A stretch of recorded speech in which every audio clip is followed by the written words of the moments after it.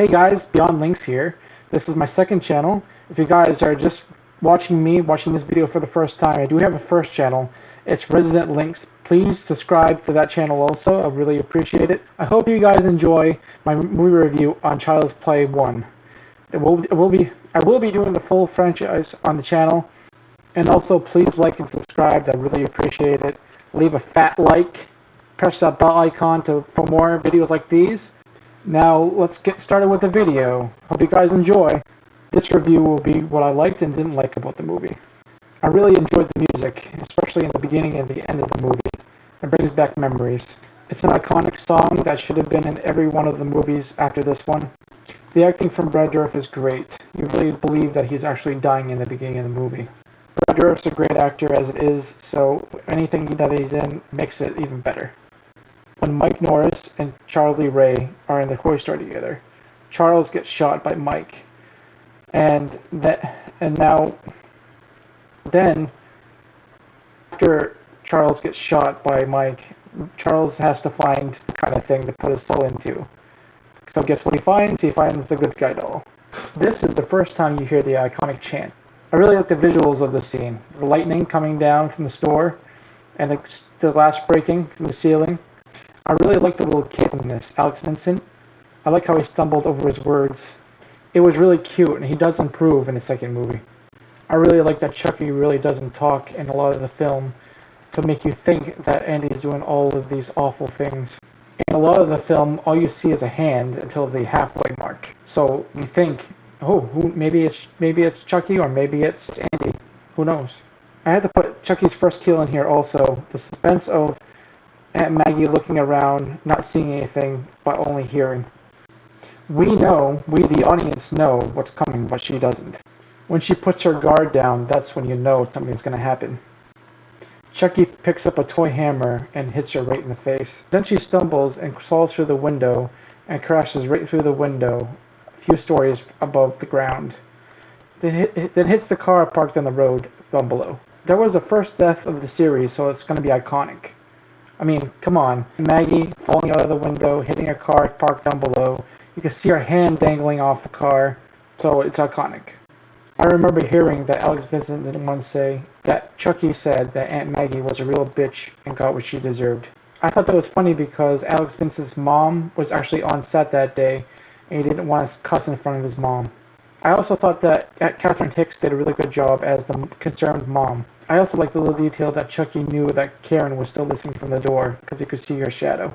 So instead of talking, he just says, "I like to be hugged," and Andy hugs him and he closes his eyes. I like that little detail also. Here we have the second kill. Maybe it's not as good as the first, but it's still a good kill.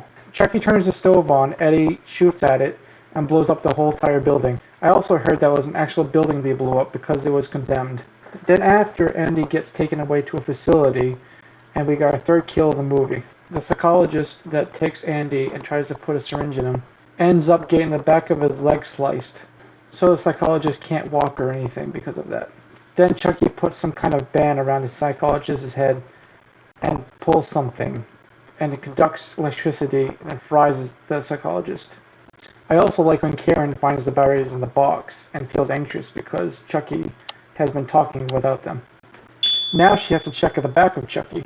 Then we get a jump scare because she finds out that Chucky doesn't have batteries. When Karen finds out that Chucky doesn't have batteries, Chucky turns his head and says, "Wanna play?" really loudly. Karen goes off on Chucky and threatens to burn him, and we finally get it. Chucky comes alive in her hands. He starts trying to beat her up and says, "You stupid bitch." I'm not going to say the rest because I would probably get blocked off YouTube. The first time you see Chucky strangle someone in the movie is Detective Mike Norris while he's driving, and Chucky tries to stab him through the seat. Mike shoots Chucky through the chest, and you find out later that Chucky is turning human. That's why it hurts. Chucky finds out that he has to transfer his soul into the first person he told his secret to. Then we have the fourth kill of the movie, when Chucky's holding the voodoo doll in his hands to kill his mentor. He breaks his arm and his leg and stabs him through the chest. I really like that Chucky looks more and more human as the movie goes on. I mean, his face changes throughout the movie, and it's a cool little detail. Chucky makes his way back to the house for the ending, and this woman says, "Ugly doll." Ugly doll. Fuck you.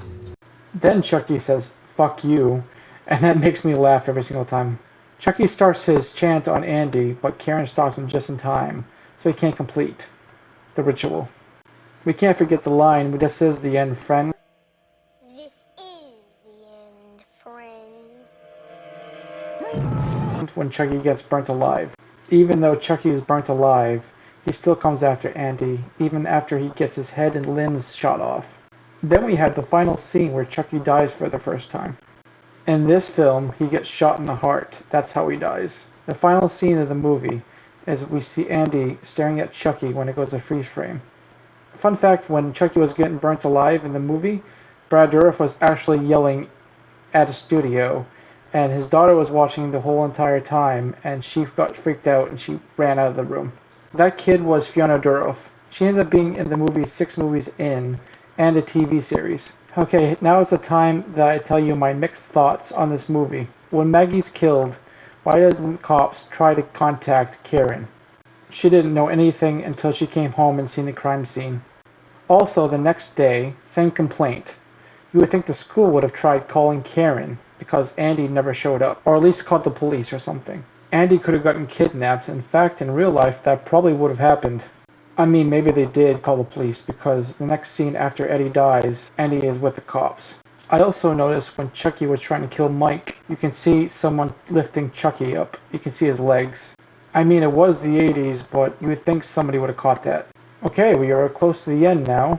Now it's just the dislikes. When Chucky gets off the elevator, he's heading straight for Andy's house. Then why is it the next time we see Chucky, he's coming through the fireplace? Also, if you look closely, you can see someone is playing Chucky again. But I understand that part. It was the 80s after all.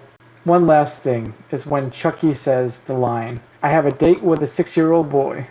That doesn't hold up, and it probably didn't back then either. I hope you guys enjoyed this review on the first Child's Play movie. I have more to come in the near future. Please don't forget to like, comment, subscribe to Beyond Lynx for more videos like these. Thank you.